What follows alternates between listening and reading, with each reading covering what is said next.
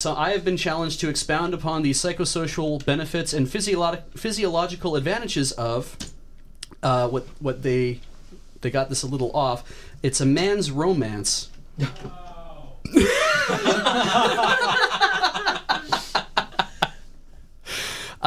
the people who are unfamiliar, this has become a running gag with me. Ben is losing his bus. So happy. Yeah, so a man's romance is using a toilet installed in the outdoors, and I don't specifically mean just copping a hard squat.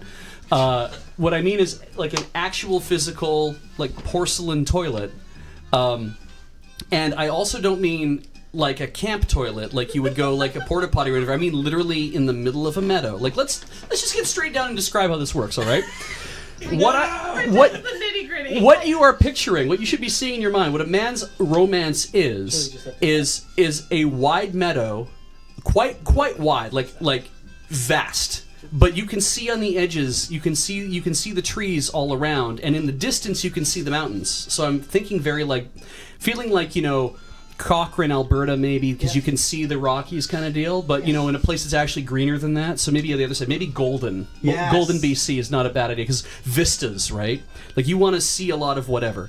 And the fact is, the toilet works. It's not just a thing. It's like literally like a proper nice toilet. Like you would have, and it's set in the ground enough that you can get your knees up a little higher than you would normally expect, so it's a lot more comfortable because you just want smooth action. I'm so mad right now. You had the power to stop. The benefits of this. You're in the room. I did. It's very calming. It's the kind of thing that you can take a deep breath. Don't you control the sound? And you can just kind of let like the fresh air, and you can let all of that just.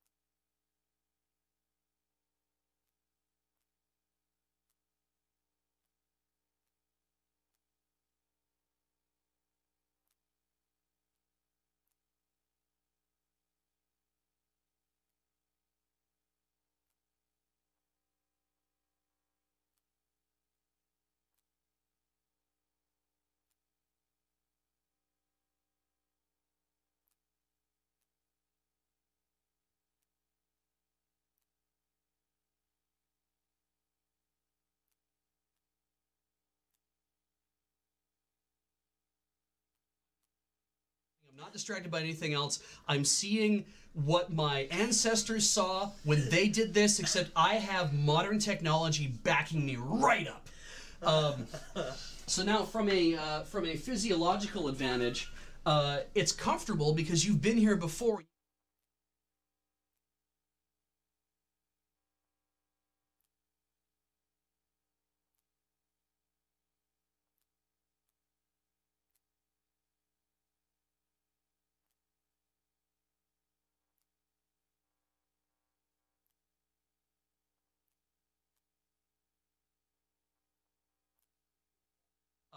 Things will just sluice out of you.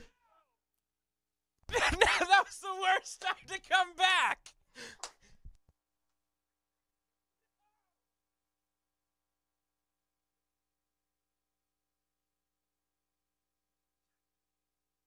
Why?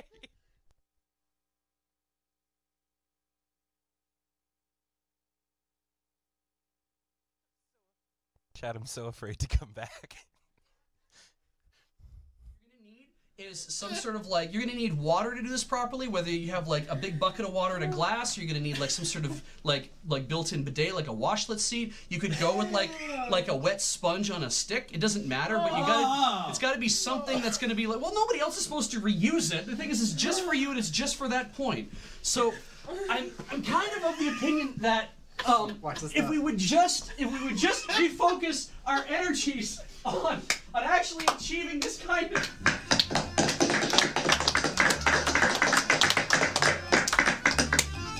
Well, that's been Desert Bus for this evening.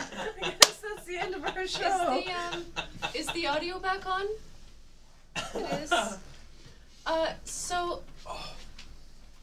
I'm pretty sure my grandmother had an art book about this. Like a coffee table book of photos of toilets in nature. Apparently that's more of a thing than I thought. I'm not weird. No. This is a thing that lots of people have thought about. It's pretty bussin' weird. The thing, Beach, every time you talk about this, you always, like, at the end of it go, I'm not weird. Right! And if nobody's opinion of it has changed, no matter how many years I've heard you talk about this, I've always had one question you're for you always weird. about this beach. Yeah. Does it have a bidet? Well, I think. I think it should be like a washlet.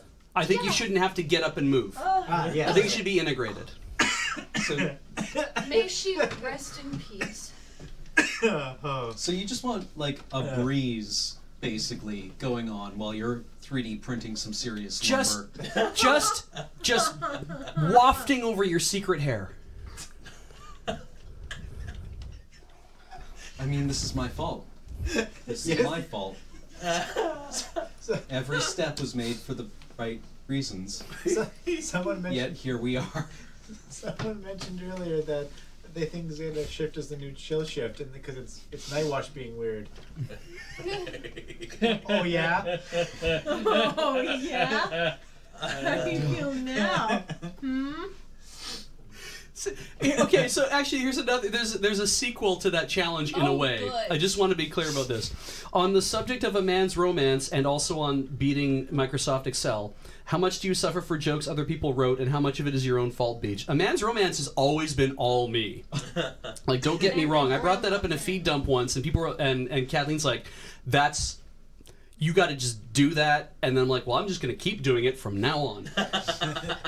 and the beating Microsoft Excel was something that got brought up because I knew that somebody had programmed a game in Microsoft Excel, like an FPS or something, or a Maze Explorer or something like that.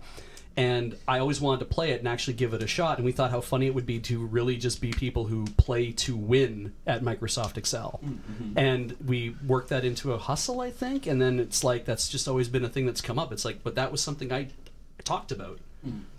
I mean, isn't there a saying that we're all just our supervisor learning how Microsoft Excel works away from being unemployed?